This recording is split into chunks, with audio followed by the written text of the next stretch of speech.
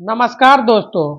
बिहार दरोगा के लिए जो हमारा किरण पब्लिकेशन का प्रैक्टिस सेट का सेशन चल रहा है, उसका आज हम मॉडल प्रैक्टिस सेट नंबर 9 लेके आए हुए हैं।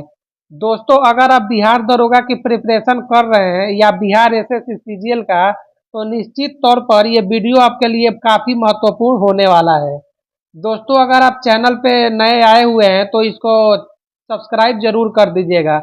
तो आज का हम वीडियो स्टार्ट करते हैं। पहला प्रश्न है, पूरा पाषाण काल का विस्तार 2 मिलियन वर्ष पूर्व से लेकर लगभग 12,000 वर्ष पूर्व तक है। अगर इस लंबी अवधि को आरंभिक, मध्य और उत्तर पूरा पाषाण काल में विभाजित किया गया है, समय की यह लंबी अवधि मानव इतिहास का डैश डैश डैश प्रतिशत कवर करती है। तो दोस्तों, इसका जो करेक्ट आंसर हो जाएगा वो आपका हो जाएगा 99%। Option number B. Option number B इसका करेक्ट आंसर हो जाएगा। निम्नलिखित में से किस भारतीय शहर का संबंध संगम साहित्य से है? तो दोस्तों, अपना जो ये मदुरै है, इसी का संबंध संगम साहित्य से है। ऑप्शन नंबर एक इसका करेक्ट आंसर हो जाएगा। अगला प्रश्न है, साम्राज्य की डैश डैश साम्राज्य की स्थापना 322 से 321 ईसा पूर्व में महान सम्राट चंद्रगुप्त द्वारा की गई थी। तो दोस्तों, मौर्य साम्राज्य का स्थापना चंद्रगुप्त मौर्य ने किया था। करेक्ट आंसर ऑप्शन नंबर ए हो जाएगा। अगला प्रश्न है 4 नंबर, निम्नलिखित मुगल शासकों में से कौन एक कवि भी था? तो दोस्तों, बाबर जो था वो एक कवि था, तो इसका करेक्ट आंसर हो जाएगा ऑप्शन नंबर बी, बाबर। अगला प्रश्न है 5 नंबर, निम्नलिखित में से भगत सिंह के उस साथी का क्या नाम है जिन्होंने उनके साथ 8 अप्रैल 1929 को दिल्ली में केंद्रीय विधानसभा में बम फेंका था? तो दोस्तों, वो बटुकेश्वर दत्त थे जिन्होंने भगत सिंह के साथ असेंबली में बम फेंका था। तो इसका करेक्ट आंसर ऑप्शन नंबर एक हो जाएगा। अगला प्रश्न है 6 नंबर, किस अधिनियम के द्वारा भारत में ईस्ट इंडिया कंपनी के व्यापारिक अधिकार को समाप्त कर दिया गया और भारत के साथ सभी ब्रिटिश विषयों से संबंधित व्यापार के दरवाजे खोल दिए गए? तो दोस्तों, ये जो था 1813 चार्टर अधिनियम के द्वारा ये किया गया था। तो correct answer option number B हो जाएगा। Option number B. अगला प्रश्न है 7 नंबर, चेन्नई नगर निगम भवन का नाम ब्रिटिश भारत के किस वायसराय के नाम पर रखा गया है? तो ये रखा गया था आपका रिपन के नाम पे, लॉर्ड रिपन के नाम पे। ऑप्शन नंबर 4 इसका करेक्ट आंसर हो जाएगा। शिमला समझौते पर किसने हस्ताक्षर किया? तो इस पे इंदिरा गांधी और जुल्फिकार अली भुट्टो ने इस पे हस्ताक्षर किया था। इंदिरा गांधी और जुल्फिकार अली भुट्टो। Option number 2। अगला प्रश्न है, फैजाबाद अयोध्या, जिसका नाम अब अयोध्या कर दिया गया है, में 1857 के विद्रोह का नेतृत्व किसने किया था? तो दोस्तों, इसको मौलवी अहमदुल्ला ने इसका नेतृत्व किया था। ऑप्शन नंबर 3 इसका करेक्ट आंसर हो जाएगा। अगला प्रश्न है 10 नंबर, रम्मार यह इस राज्य का धार्मिक समारोह और अनुष्ठान नाट्य कला है। तो ये आपका हो जाएगा उत्तराखंड का। Option number A. Option number एक इसका करेक्ट आंसर होगा। स्वतंत्रता, समानता और भ्रातृत्व पद किसे किसे साथ प्रकाश में आए? तो आपका इसका हो जाएगा बोल्शेविक क्रांति। ऑप्शन नंबर 11 का आपका हो जाएगा, सॉरी दोस्तों, फ्रांसीसी क्रांति। ऑप्शन नंबर बी, फ्रांसीसी क्रांति। वाटरलू के युद्ध में किसने नेपोलियन को परास्त किया था? तो वाटरलू के युद्ध में विलिंगटन के ड्यूक ने नेपोलियन को परास्त किया था। विलिंगटन के ड्यूक। ऑप्शन नंबर बी इसका करेक्ट आंसर हो जाएगा।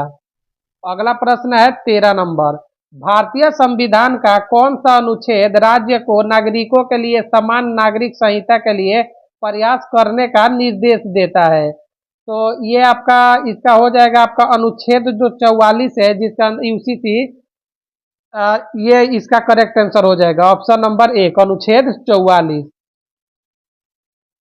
भारतीय संविधान में किस संशोधन अधिनियम द्वारा शिक्षा का अधिकार समाहित किया गया? तो 86वां संशोधन जो हुआ था, इसके अंतर्गत शिक्षा का अधिकार को समाहित किया गया था। ऑप्शन नंबर 3 इसका करेक्ट आंसर होगा। भारत सरकार ने 2007 में किसकी समीक्षा और सिफारिश करने के लिए पंछी आयोग की नियुक्ति की थी? दोस्तों ये पूछी आयोग की नियुक्ति की थी। तो ये आपका करेक्ट आंसर हो जाएगा केंद्र राज्य संबंध, जो कि 2007 में पूछी आयोग होगा दोस्तों, ये पूछी आयोग। अगला प्रश्न है 16 नंबर। भारत के संविधान में कितनी भाषाओं को मान्यता प्राप्त है? तो दोस्तों अब तक 22 भाषाओं को मान्यता प्राप्त है, जो कि दोस्तों आप ये किस अनुसूची के अंतर्गत आता है? तो ये 8वीं अनुसूची के अंतर्गत आता है, 22 भाषाएं। अगला प्रश्न है 17 नंबर। भारतीय संविधान के 25 से 28 के अनुच्छेद किस मौलिक अधिकार से जुड़े हैं? तो दोस्तों ये अनुच्छेद जो है ये धर्म की स्वतंत्रता का अधिकार देता है, धर्म की स्वतंत्रता का अधिकार। ऑप्शन नंबर 2 इसका करेक्ट आंसर हो जाए। अगला प्रश्न है राजनीतिक दल का कार्य है। इसका कार्य जनमत जुटाना, नीति विकल्प प्रदान करना, राजनीतिक शक्ति पर कब्जा करना। उपरोक्त सभी हो जाएगा। ऑप्शन नंबर 4 इसका करेक्ट आंसर होगा। भारत का राजधर्म है, तो भारत का जो राजधर्म है वो उपयुक्त में से कोई नहीं, क्योंकि इसमें सभी ही समाहित होते हैं। भारत एक लोकतांत्रिक देश है। अगला प्रश्न है 20 नंबर। संविधान के अंतर्गत भारतीय नागरिक को निम्नलिखित में से कौन सी स्वतंत्रता प्राप्त नहीं है? तो दोस्तों जो ऑप्शन इसमें दे रखा है, भाषण और अभिव्यक्ति की स्वतंत्रता ये तो है, संघ व समुदाय बनाने की स्वतंत्रता ये भी है, देश के किसी भी भाग में निवास करने की स्वतंत्रता ये भी है। तो दोस्तों इसका जो करेक्ट आंसर होगा वो 4 हो जाएगा, क्योंकि ये तीनों ही है। अगला प्रश्न है कांग्रेस पार्टी के द्वारा गरीबी हटाओ का नारा निम्नलिखित में से किस लोकसभा चुनाव में दिया गया था? तो ये 1971 के लोकसभा चुनाव में दिया गया था। ऑप्शन नंबर 3 इसका करेक्ट आंसर हो जाएगा। सर्वोच्च न्यायालय के मुख्य न्यायाधीश की नियुक्ति कौन करता है? तो दोस्तों जो भारत के राष्ट्रपति होते हैं वही इनकी नियुक्ति करते हैं। ऑप्शन नंबर 3 इसका करेक्ट आंसर हो जाएगा। अगला प्रश्न है 23 नंबर। आधुनिक समय में किस देश ने सर्वप्रथम महिलाओं को मतदान का अधिकार प्रदान किया? तो ये आपका न्यूजीलैंड ने सबसे पहले महिलाओं को मतदान का अधिकार प्रदान किया। Option number 2। अगला प्रश्न है निम्नलिखित में से कौन सा क्षेत्रीय राजनीतिक दल नहीं है? क्षेत्रीय राजनीतिक दल, तो दोस्तों इसमें से उपयुक्त में से इनमें से कोई भी क्षेत्रीय राजनीतिक दल नहीं है। ऑप्शन नंबर 4 इसका करेक्ट आंसर हो जाएगा। निम्नलिखित में से कौन सा ग्रह सूर्य की एक परिक्रमा करने में अधिकतम समय लेता है? तो दोस्तों आप लोगों को पता होगा बृहस्पति ग्रह है वो सबसे बड़ा ग्रह है और सबसे अधिक समय यही लेता है, तो इसका करेक्ट आंसर ऑप्शन नंबर 2 हो जाएगा। अगला प्रश्न है परिस्थिति विज्ञान व्यवहार करता है, तो जो परिस्थिति विज्ञान है वह जैविक तथा उनके पर्यावरण के बीच संबंधों के विषय में व्यवहार करता है। ऑप्शन नंबर 3 इसका करेक्ट आंसर हो जाएगा। अगला प्रश्न है 27 नंबर। निम्नलिखित में से कौन सी वनस्पति उच्च अक्षांशों की वनस्पति मानी जाती है? उच्च अक्षांशों की वनस्पति मानी जाती है, तो ये वनस्पति आपका हो जाएगा पर्वतीय वन। ऑप्शन नंबर 1 इसका करेक्ट आंसर होगा। अगला प्रश्न है भारत का वन्य जीव संस्थान अवस्थित है। भारत का वन्य जीव संस्थान ये दोस्तों अवस्थित है देहरादून में। ऑप्शन नंबर 2 उत्तराखंड में है देहरादून, वहीं पे है। निम्नलिखित में से कौन पूर्वी तट पर एक बंदरगाह नहीं है? दोस्तों पूर्वी तट पे पूछ रहा है, तो इसमें से जो कांडला बंदरगाह है, कांडला बंदरगाह ये पूर्वी तट पे नहीं है, क्योंकि ये गुजरात में है, तो इसका करेक्ट आंसर ऑप्शन नंबर 3 हो जाएगा। बाकी तूतीकोरिन, पारादीप, तूतीकोरिन तो तमिलनाडु में है, पारादीप जो है वो उड़ीसा में है, और हल्दिया जो है ये पश्चिम बंगाल में है। तो ये जितनी भी है ये पूर्वी तट पे है, बाकी कंडला पूर्वी तट पे नहीं है, ये गुजरात में है। अगला प्रश्न है निम्नलिखित में से कौन सुमेलित नहीं है? दोस्तों बुल्लर झील जो है वो जम्मू कश्मीर में है, बिल्कुल सही है। चिल्का झील उड़ीसा में है, ये भी सही है। वेम्बनाड कर्नाटक में और कोल्लेरू आंध्र प्रदेश में। तो दोस्तों इनमें से जो होगा वेम्बनाड कर्नाटक में नहीं, ये केरल में है। ऑप्शन 3 इसका करेक्ट आंसर होगा।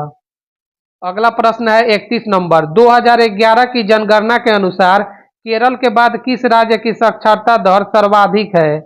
तो दोस्तों इसमें से जो केरल है, केरल के बाद जो है मिजोरम का साक्षरता दर सर्वाधिक है।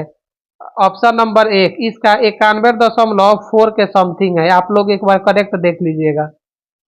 अगला प्रश्न है, जम्मू और कश्मीर की राजधानी श्रीनगर किस नदी के तट पर बसा है? तो दोस्तों ये श्रीनगर जो है ये झेलम नदी के तट पर बसा है। ऑप्शन नंबर तीन इसका करेक्ट आंसर होगा। संजय गांधी राष्ट्रीय उद्यान डैश में स्थित है। तो ये जो संजय गांधी राष्ट्रीय उद्यान है ये महाराष्ट्र में स्थित है। ऑप्शन नंबर तीन इसका करेक्ट आंसर हो जाएगा। भारत सरकार द्वारा शुरू किए गए 20 सूत्री कार्यक्रम का मुख्य उद्देश्य क्या था? तो दोस्तों इसका मुख्य उद्देश्य गरीबी उन्मूलन और जीवन स्तर को ऊपर उठाना था। गरीबी उन्मूलन और जीवन स्तर को ऊपर उठाना। ऑप्शन नंबर एक इसका करेक्ट आंसर होगा। अगला प्रश्न है 35 नंबर, भारत सरकार द्वारा स्थापित एक्सिम बैंक आयात निर्यात बैंक ने किस वर्ष में अपना परिचालन शुरू किया? तो दोस्तों इसने 1982 में अपना परिचालन शुरू किया। इसका जो करेक्ट आंसर होगा वो तीन हो जाएगा। अगला प्रश्न है 36 नंबर, निम्नलिखित में से कौन सी योजना जीवन स्तर में सुधार लाने के उद्देश्य से है? तो जो चौथी योजना है ये जीवन स्तर में सुधार लाने के लिए है। ये हो जाएगा आपका ऑप्शन नंबर तीन। ऑप्शन नंबर तीन इसका करेक्ट आंसर होगा। अगला प्रश्न है, वर्ष वर्ष 1997 में औद्योगिक पुनर्निर्माण बैंक ऑफ इंडिया का नाम बदलकर डैश रखा गया है। तो दोस्तों इसका नाम बदलकर अभी भारतीय औद्योगिक निवेश बैंक रखा गया है। ऑप्शन नंबर तीन इसका करेक्ट आंसर होगा। ऑप्शन नंबर तीन। अगला प्रश्न है, महिला समृद्धि योजना भारत सरकार द्वारा किस वर्ष में शुरू की गई थी? महिला समृद्धि योजना तो दोस्तों ये आपका 1993 में शुरू की गई थी। ऑप्शन नंबर चार 1993 में। भारत सरकार द्वारा नवरत्न की अवधारणा किस वर्ष में प्रस्तुत की गई थी? ये आपका 1997 में प्रस्तुत की गई थी। इसका जो करेक्ट आंसर होगा वो ऑप्शन दो हो जाएगा। अगला प्रश्न है 40 नंबर, दूसरी पंचवर्षीय योजना के तहत राउरकेला में इस्पात संयंत्र स्थापित करने में किस देश ने भारत की सहायता की थी? तो ये इस समय जर्मनी ने भारत की सहायता की थी। ऑप्शन चार इसका करेक्ट आंसर होगा। अगला प्रश्न है, भारत सरकार ने किस वर्ष में मुद्रा जिसका फुल फॉर्म होगा micro unit development and refinance agency bank शुरू किया है? तो ये शुरू किया है 2015 में। ऑप्शन नंबर एक 2015। भारतीय बीमा विनियामक और विकास प्राधिकरण का मुख्यालय कहाँ है? दोस्तों इसका मुख्यालय हैदराबाद में है। ऑप्शन नंबर दो हैदराबाद में। इसको ईडा भी कहा जाता है। अगला प्रश्न है, भारत सरकार द्वारा घोष समिति की नियुक्ति का विषय क्या था? घोष समिति इसकी नियुक्ति का विषय क्या था? तो इसका जो विषय था वो बैंक धोखाधड़ी से था। बैंक धोखाधड़ी। ऑप्शन नंबर तीन। निम्नलिखित में से कौन सा नियम कहता है कि दो बिंदुओं के बीच एक कंडक्टर से गुजरने वाली धारा दो बिंदुओं के बीच संभावित अंतर के सीधे समानुपाती है, बशर्ते कंडक्टर की भौतिक स्थिति और तापमान आदि में बदलाव न हो? तो ये जो आपका हो जाएगा ये स्टेटमेंट ओम का नियम है और ये इसका करेक्ट आंसर ऑप्शन नंबर तीन हो जाएगा। अगला प्रश्न है, किसी द्रव की सतह का वह गुण जो उसे अपने अणुओं की सशक्त प्रकृति के कारण बाहरी बल का प्रतिरोध करने की सुविधा देता है, वह उसका कहा जाता है सरफेस टेंशन, पृष्ठ तनाव। ऑप्शन नंबर चार पृष्ठ तनाव। अगला प्रश्न है, सूर्य चंद्रमा और पृथ्वी की गुरुत्वाकर्षण स्थितिज ऊर्जा में परिवर्तन को डैश डैश कहा जाता है?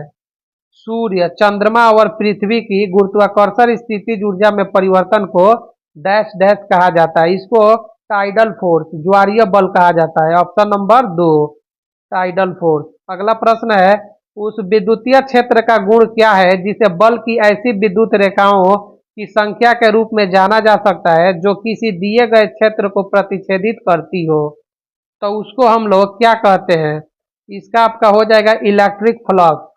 Electric flux. ऑप्शन नंबर तीन। इसका करेक्ट आंसर हो जाएगा। अगला प्रश्न है 48 नंबर। निम्नलिखित में से कौन सा कथन सही है? तो दोस्तों इसमें स्टेटमेंट दिया है, ये पहला स्टेटमेंट है, चुंबकीय क्षेत्र में परिमाण तथा दिशा दोनों होते हैं। और दूसरा का है, किसी विद्युत धारावाही सीधी लंबी परिनालिका के भीतर चुंबकीय क्षेत्र सभी बिंदुओं पर समान होता है। तो दोस्तों इसमें जो है ये सिर्फ ऑप्शन 3 ही सही होगा। ऑप्शन, इसका जो ऑप्शन हो जाएगा ये ऑप्शन 3 हो जाएगा, क्योंकि ये जो दूसरा स्टेटमेंट है सिर्फ यही सही है। अगला प्रश्न है 49 नंबर। केल्विन और सेल्सियस स्केल निम्नलिखित में से किस कार्य से संबंधित है? केल्विन और सेल्सियस, तो ये आपका ऑप्शन नंबर 2 इसका करेक्ट आंसर हो जाएगा, ऑप्शन नंबर 2। अगला प्रश्न है 50 नंबर। सीटेन संख्या का उपयोग निम्न में से किस ईंधन की गुणवत्ता को व्यक्त करने के लिए किया जाता है? तो दोस्तों जो सीटेन है ये आपका डीजल इंजन के लिए इसका प्रयोग किया जाता है, ऑप्शन 3 इसका करेक्ट आंसर हो जाएगा, डीजल इंजन। अगला प्रश्न है परमाणु घड़ियों में टाइम कीपर के रूप में किस तत्व का उपयोग किया जाता है? तो इसमें आपका सीजियम का प्रयोग किया जाता है, सीजियम। ऑप्शन नंबर 3 इसका करेक्ट आंसर होगा। भारत में निम्नलिखित में से किस धातु का पहली बार उपयोग किया गया था? तो जो पहली धातु है उसका वो हो जाएगा तांबा, कॉपर, ऑप्शन नंबर 2, कॉपर का उपयोग किया गया था। जैविक नमूनों के संरक्षण के लिए औपचारिक रूप से प्रयुक्त तरल फार्मेलिन किसका 1 बिलियन है? तरल फार्मेलिन किसका 1 बिलियन है? तो ये बिलियन आपका हो जाएगा फॉर्मल्डिहाइड, ऑप्शन नंबर 3, फॉर्मल्डिहाइड। अगला प्रश्न है विटामिन ए किस वर्ष में खोजा गया था? दोस्तों विटामिन ए का 1912 में खोज हुआ था, ऑप्शन नंबर 4, 1912 में इसकी खोज हुई थी। किस वृक्ष में वार्षिक वृद्धि वाले छल्ले अनुपस्थित होते हैं? मतलब उसमें जो वार्षिक वृद्धि का जो छल्ला होता है उसमें उपस्थित नहीं होता है, तो उस ट्री को हम कहते हैं पॉम ट्री, ऑप्शन नंबर 3, पॉम ट्री। अगला प्रश्न है 56 नंबर। नीलगिरी तहर डैश है? तो नीलगिरी तहर जो है ये बकरी है, नीलगिरी तहर बकरी है, ऑप्शन नंबर 2। पीने के पानी के माध्यम से आर्सेनिक विषाक्तता के तत्काल लक्षण क्या है? तो दोस्तों ये आर्सेनिक विषाक्तता जो होता है वो दस्त, आपको तुरंत दस्त लग जाएगा, तो इसका करेक्ट आंसर हो जाएगा ऑप्शन नंबर 3, दस्त। अगला प्रश्न है 58 नंबर। निम्नलिखित में से कौन सा कथन पानी को शुद्ध करने के रिवर्स ऑस्मोसिस प्रक्रिया के संबंध में गलत है? तो दोस्तों रिवर्स ऑस्मोसिस के संबंध में जो आपका गलत ऑप्शन होगा वो ऑस्मोसिस की प्रक्रिया अगर शुरू किया जाता है तो इसके विपरीत नहीं किया जा सकता, ऑप्शन नंबर 2 इसका करेक्ट आंसर हो जाएगा। निम्न वायु प्रदूषकों में से एक का विषाक्त प्रभाव हीमोग्लोबिन के लिए ऑक्सीजन की तुलना में 200 गुना अधिक आकर्षण के कारण है।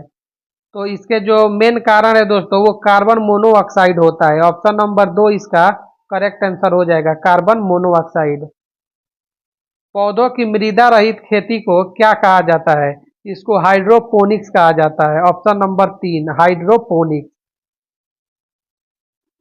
दोस्तों अगला प्रश्न मैथ से रिलेटेड है। किसी संख्या का 7/8 उसी संख्या का 3/7 से 75 अधिक है, तो संख्या ज्ञात करें। तो दोस्तों ये काफी आसान प्रश्न है, इसको आप लोग सॉल्व कर लीजिएगा।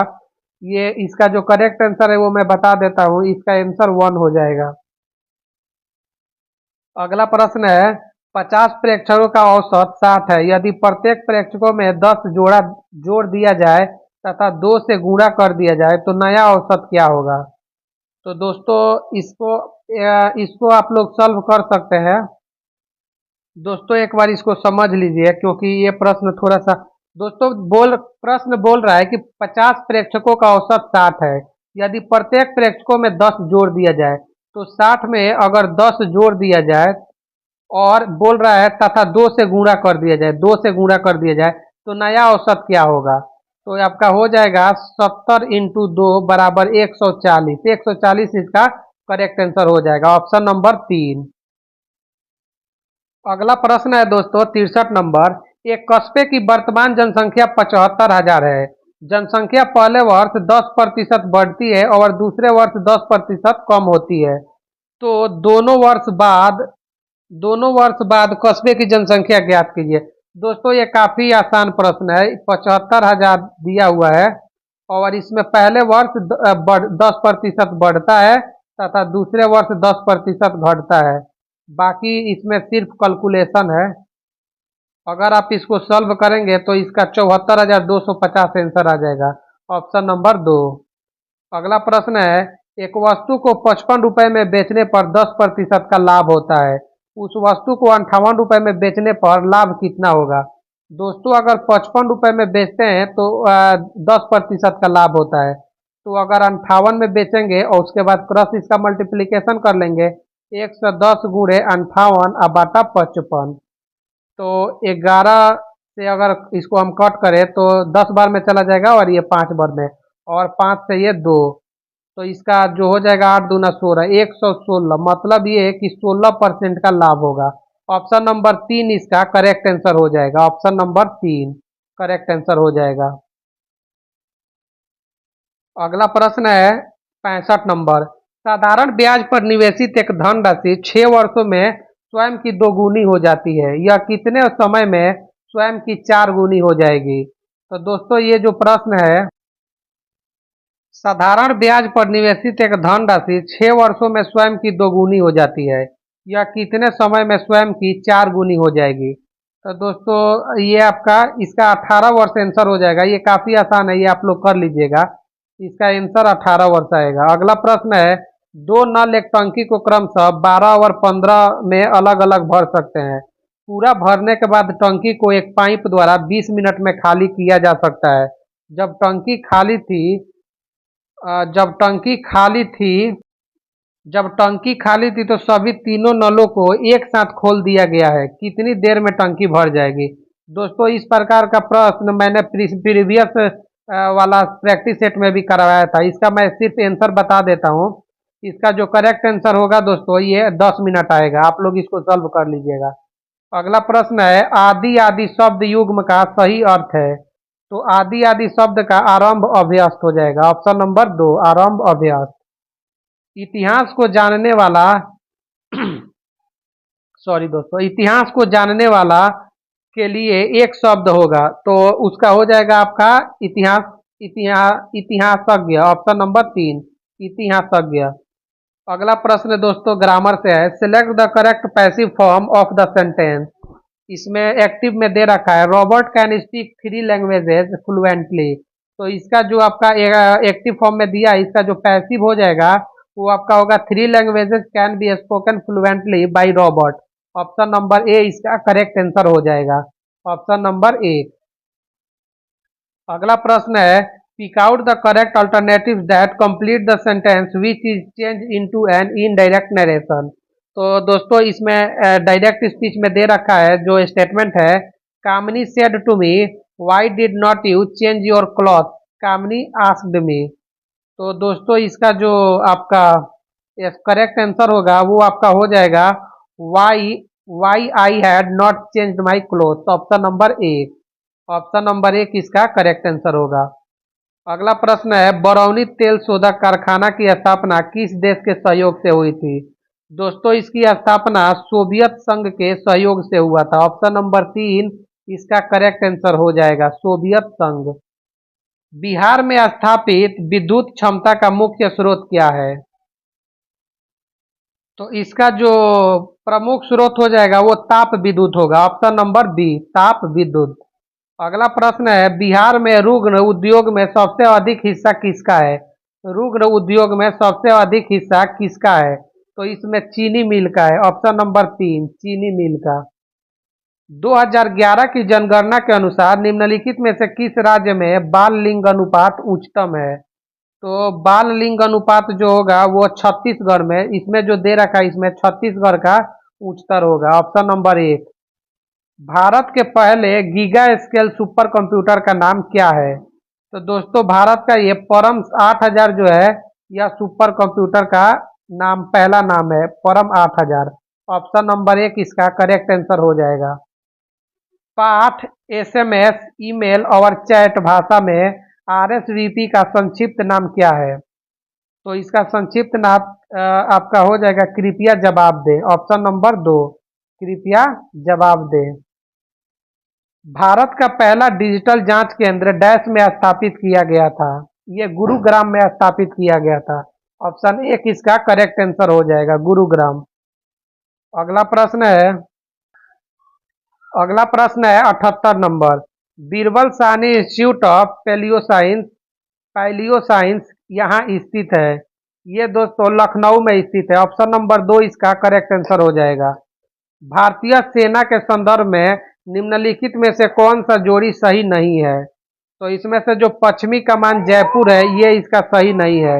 ऑप्शन नंबर तीन इसका करेक्ट आंसर हो जाएगा। ऑप्शन नंबर तीन। अगला अगला प्रश्न है, निम्नलिखित में से किस दिन पद्म पुरस्कारों की घोषणा की जाती है? पद्म पुरस्कारों की घोषणा की जाती है। पद्म पुरस्कारों की घोषणा गणतंत्र दिवस की पूर्व संध्या पर की जाती है। ऑप्शन नंबर दो इसका करेक्ट आंसर होगा। निम्नलिखित में से कौन से पुरस्कार ऑस्कर के नाम से प्रसिद्ध है? तो दोस्तों ये जो अकादमी पुरस्कार है, इसको ऑस्कर के नाम से भी जाना जाता है। ऑप्शन नंबर एक इसका करेक्ट आंसर होगा। अगला प्रश्न है 82 number. Game of boat, visual media, politics and election in the digital era पुस्तक डैश द्वारा लिखी गई थी? तो यह पुस्तक फरहत वसीर खान के द्वारा लिखा गया था। फरहत वसीर खान, ऑप्शन नंबर एक। अगला प्रश्न है 83 नंबर। माई सेडिटियस हार्ट, माई सेडिटियस हार्ट पुस्तक के लेखक कौन है? तो इसके लेखक अरुंधति राय है। ऑप्शन नंबर दो, अरुंधति राय। अगला प्रश्न है, मेरा जीवन मेरा मिशन निम्नलिखित में से किस प्रसिद्ध व्यक्तित्व की आत्मकथा है? मेरा जीवन मेरा मिशन, तो ये है आपका बाबा रामदेव का। ऑप्शन नंबर तीन, बाबा रामदेव। मेरा जीवन मेरा मिशन 1 दिसंबर को किस दिवस के रूप में मनाया जाता है?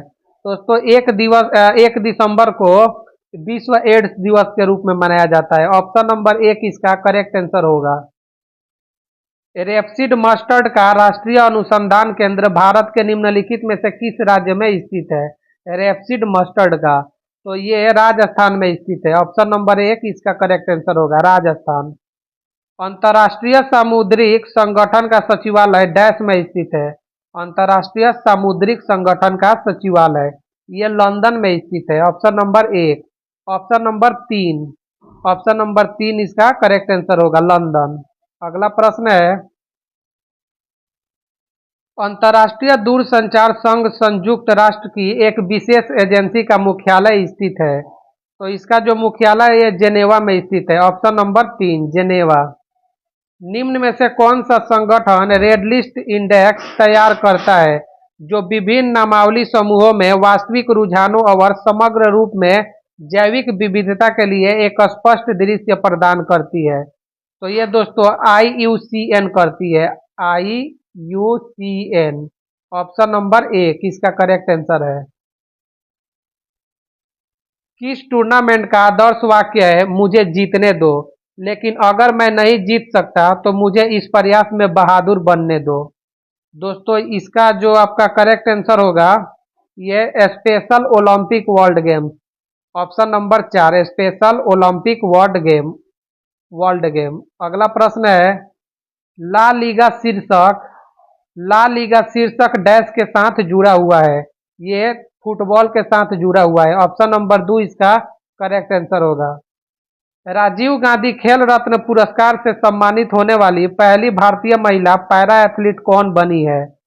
तो ये पहली भारतीय पैरा एथलीट है, वो आपका दीपा मलिक बनी है। ऑप्शन नंबर चार, दीपा मलिक।